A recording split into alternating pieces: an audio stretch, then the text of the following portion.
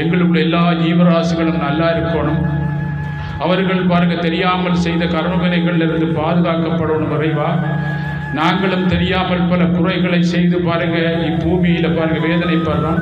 அதுக்காக நாங்கள் ஒரு குருவை நினைச்சு இங்கே வந்திருக்கோம். அண்டி எங்களை காப்பாற்றுவதற்கு எங்களுக்கு வழி தெரிஞ்சு ஒரு குருவிட்ட வந்திருக்கோம். பலதரப்பட்ட உயிரினங்கள் வழி தெரியாமல் தத்தளிச்சு கொண்டிருக்கிறார்கள். அவர்களையும் காப்பாற்றுங்க அப்படின்னு சொல்லி நாங்கள் பிரார்த்தனை பண்ணணும். அப்படி பண்ணும்போது பாருங்க அவர்களுக்கு முதல் நாங்கள் தான் நல்லா இருப்போம்.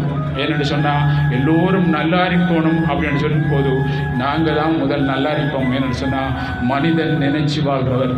எதை நீ நினைக்கிறையோ அதுபோல் நீ வாழலாம்.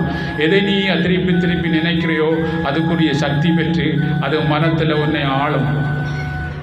எந்த பாருங்க சக்தி மனத்தில் உனக்கு பலமாக இருக்கிறோ அது உன் மனத்தை ஆளும். அப்பா உன்னையும் ஆளும், இந்த உலகத்தையும் ஆளும். ஏன்னு சொன்னால் மனிதன் மனத்தை கொண்டு வாழ்கிறவர்.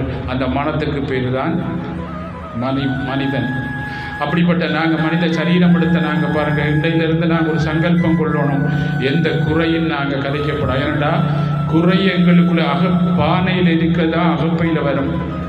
எங்களுக்குள்ள குறை இருக்கிறதுனால தான் குறை தருது. பாருங்க ஒரு ஞானி அவதாரம் பண்ணி இருக்கும் போது இந்த உலகத்தில் எல்லா பாவங்களையும் செய்தவர்கள் எல்லோரும் அவர்கிட்ட போவார்கள். அவர் சொல்ல மாட்டார் பாருங்க நீ இந்த பாவம் செய்த வரவனா அவர் சொல்ல மாட்டார். எல்லாத்தையும் கடக்கலாம், என்னை பூர்ணமா சரணாகதி அடை, யாராயினும் பிரம்மத்தை அடையலாம் அவர் சொல்றார். பாருங்க என்னை முழுமுதல் கடவுளா நீ வணங்கும் போது அர்ஜுனா நான் உன்னுடைய பாருங்க உன்னுடைய எல்லா பாவங்களையும் நான் பாருங்க நிவர்த்தி பண்ணுவேன் சொல்லி பூரணத்துவமாக பாருங்க நாங்கள் அவரை சரணாகதி அடையும் போது அவருடைய முழுமையான அருள் எங்கள் பஞ்ச பொறிகள் மூலம் எங்களுக்கு கிடைக்கும் போது எங்கள் சித்தத்தில் இருக்க கர்மாக்கள் பாருங்க கரைக்கப்பட்டு அவரோட இரண்டரை கலக்கிற வாழ்க்கை தான் ஆன்மீக வாழ்க்கை.